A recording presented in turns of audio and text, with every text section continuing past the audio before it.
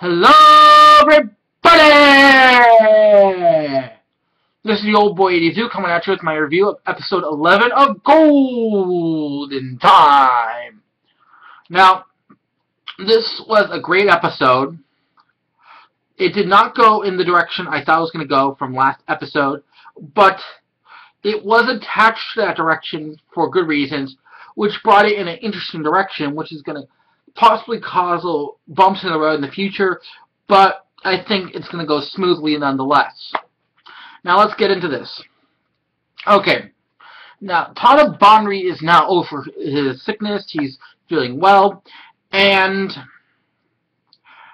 the episode starts off with him coming out of his apartment, and Kaga-san is there, and she's meeting him, and they're heading over to go with the festival club, which is a part of. And interestingly enough, we find out that Kaga-san now has an interesting nickname, which I find hilarious. She's called Robo Girl because how stiff she is when she dances, like almost like a robot, which I find hilarious. And in this episode, he basically, after the group, he is basically talking to the seniors, and he's asking them how to get to the beach. And they're like, don't you have a car? And he's like, no, I don't have a car. He's basically asking them how to get there by train, and they're telling him it's going to be long and expensive. So that basically brings us to the forepoint of this episode. This episode is about how he wants to get a job to pay for this. He wants to get a job to pay so he can take Kaga-san to the beach for the summer. And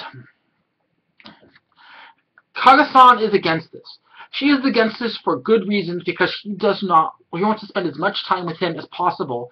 And if he gets a job, then she cannot spend as much time as she wants with him. She wants as much time as he is open to spend with him. She says if she could, she'd spend time with him 24/7. That if she could, she'd shrink him down to this size and carry him around with her purse.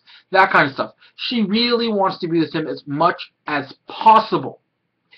So, the focus of this episode is him ending up deciding to get a job behind her back, even though she's highly against this. And he gets this job through Nana-senpai, which is a kind of a sketchy job as a waiter at this party. He doesn't even know what it is. All he knows is this is a waiter, and it's going to pay a lot of money. And he ends up going and dressing up, having to dress up as a female maid, while Yana-san's with him, because Nana says, they'll pay great if he gets this guy with him. And Yana-san ends up having to dress up, just walking around in skin-colored skivvies, and he's basically looking like he's nude. And in the process, he bumps into Nana-senpai. She's dressed up as a double, going, oh, you're dressed up as a double. She goes, twin double. He's like, twin? And lo and behold, her twin is Linda-senpai. So, because of this, Linda-senpai is dressed up, and during the party, he has lied to Kaga-san, saying that he's going to be studying. And we see this phone call ringing in the background. And it's Kaga-san calling him. And it just doesn't go through. And then we see the fact that Kaga-san, yes, she does have the picture of Linda-senpai and Tada Bonri when they were in high school. So we have that, which is going to be interesting with the next episode, because we're going to find out how things went and what she's going to think and everything. He's not trying to be mean. He just wants money to be able to take her and do good stuff with her. And that was basically the episode.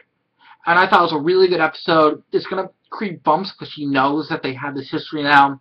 And he's not answering his phone, so it seems kind of sketchy. But that's what it was.